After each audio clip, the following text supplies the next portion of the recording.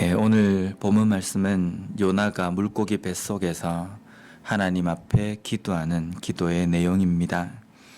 3절 말씀을 보면 주께서 나를 깊음 속 바다 가운데에 던지셨으므로 큰 물이 나를 둘렀고 주의 파도와 큰 물결이 다 내 위에 넘쳤나이다.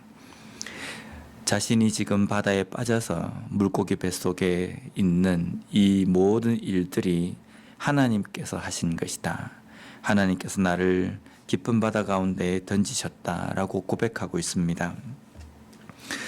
요나가 하나님께서 니느웨로 가라고 명령하신 그 명령을 어기고 다시스로 가는 배를 탄 이유에 대해서 1장에서는 뭐라고 표현하고 있냐면 하나님의 눈을 피하기 위하여서 하였다라고 이렇게 되어 있습니다. 그런데 2절에 와서 요나가 물고기 뱃속에서 하나님 앞에 기도하는 그 기도의 내용을 보면 내가 이 흑암 가운데 아무것도 보이지 않는 캄캄한 가운데에 있는 가운데에도 하나님께서 나를 보고 계시고 또 자신을 물에 던진 사람이 실질적으로는 배 위에 있던 선원들이지만 이것도 하나님께서 나에게 하신 것이다. 그래서 이전에 자신이 하나님의 낯을 피하고 하나님의 눈을 피하려고 했던 그 모습에서 돌이키고 깊고 은밀한 가운데에서 일어나는 모든 일도 하나님의 주권 가운데 있습니다 라고 고백하는 요나의 모습을 볼 수가 있습니다.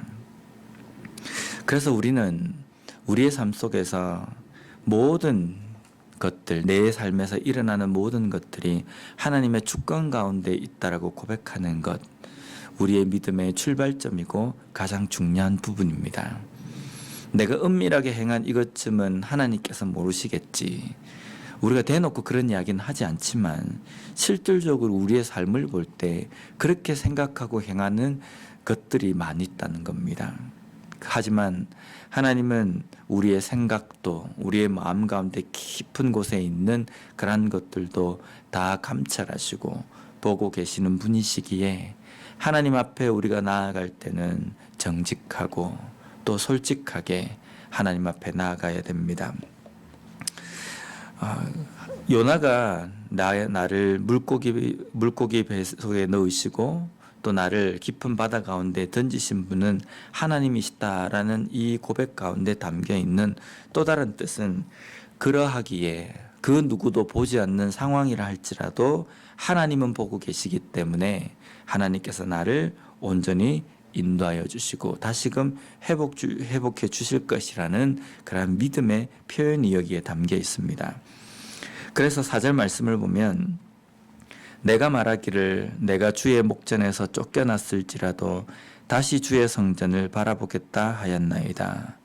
여기 보면 주의 성전을 바라보겠다라는 것은 하나님의 임재하심을 다시 바라보고 다시금 돌이키겠다, 회개하겠다라는 그 고백입니다.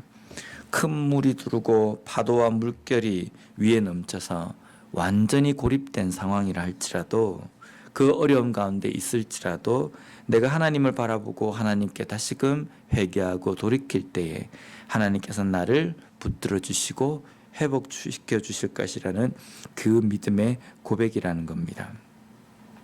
어떠한 상황이 되었다 할지라도 내가 주의 성전 하나님의 낯을 바라보며 하나님께 다시금 회복했을 때 돌이켰을 때 하나님께서 나를 다시금 세워주실 것이다.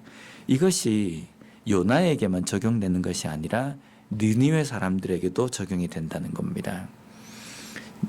요나의 마음속에는 이 느니웨가 망했으면 좋겠다는 생각이 있거든요. 그런데 지금 요나가 하는 이 고백은 자기만이 적용되는 것이 아니라 니느웨 사람도 아수르 사람도 북이스라엘 백성들도 남유다 백성들도 누구에게나 적용되는 말씀이라는 겁니다. 누구나 자신의 죄를 깨닫고 하나님 앞에 돌아올 때 하나님은 너는 아브라함의 혈통이 아니기 때문에 나는 너를 용서해 줄 수 없다라고 말씀하시지 않는다는 겁니다.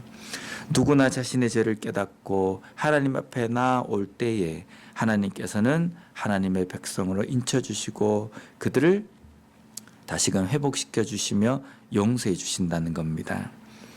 그래서 요한복음 3장 16절 말씀, 우리가 잘 아는 말씀에 보면 하나님이 세상을 이처럼 사랑하사 독생자를 주셨으니 이는 그를 믿는 자마다 멸망하지 않고 영생을 얻게 하려 하심이라. 하나님께서 이 세상 모두를 사랑하셨습니다. 그래서 독생자를 세상 가운데에 주셨습니다. 그래서 이 독생자 예수를 믿는 누구나 영생을 얻게 하신다는 겁니다. 어떤 삶을 살았건 어떤 혈통이건 어떠한 죄를 지었건 누구나 예수 그리스도를 믿는 자마다 멸망하지 않고 영생을 얻게 하려 하신다. 이것이 하나님의 구원의 뜻이라는 겁니다. 계속해서 5절과 6절 말씀에는 요나의 상황에 대해서 다시 한번 반복적으로 고백하고 있습니다. 그 중에 5절 말씀을 보면요, 물이 나를 영혼까지 둘러싸우며 깊음이 나를 에워싸고 바다풀이 내 머리를 감쌌나이다. 물이 나를 영혼까지 둘렀다. 이건 내가 물속에 깊이 잠겼다라는 뜻도 되지만 하나님께서 나의 영혼까지도, 내 삶의 깊은 곳까지도 하나님이 간섭하시고 하나님께서 그 모든 것들을 다 알고 계신다라는 표현입니다. 하나님은 나의 모든 전인적인 부분들을 주관하고 계신 분이시고 나의 영혼까지도, 나의 육신까지도 하나님의 소유로 삼으시고 하나님의 주권 가운데 있다는 겁니다. 마태복음 10장 28절 말씀에 보면 예수님께서 이렇게 말씀하셨습니다. 몸은 죽여도 영혼은 능히 죽이지 못하는 자들을 두려워하지 말고 오직 몸과 영혼을 능히 지옥에 멸하실 수 있는 이를 두려워하라. 하나님은 몸과 영혼을 능히 멸하실 수 있는 분이십니다. 영혼까지도 하나님께서 좌우하시는, 주관하시는 분이시라는 겁니다. 요나의 이 고백이 우리의 고백이 되어야 합니다. 내 삶을 하나님께서 주관하신다. 이것은 내 삶에 보이는 것만 주관하시는 것이 아니라 보이지 않는 내 생각까지도 주관하시고 내 생각까지도 보시며 내 생각까지도 받으시는 하나님이시다라는 고백입니다. 오늘 하루 우리의 삶을 주관하시는 하나님의 그 주권을 인정하고 어떤 어려움 가운데에서도 어떤 삶을 내가 살았다 할지라도 그 모든 것들을 하나님 앞에 내려놓고 하나님을 바라봄으로 말미암아 회개함으로 나아가는 자에게 하나님께서 더해 주시는 긍휼과 용서의 그 은혜를 온전히 깨닫고 오늘 하루도 하나님을 바라보며 찬양하며 걸어갈 수 있는 우리의 삶이 되었으면 좋겠습니다. 기도하겠습니다.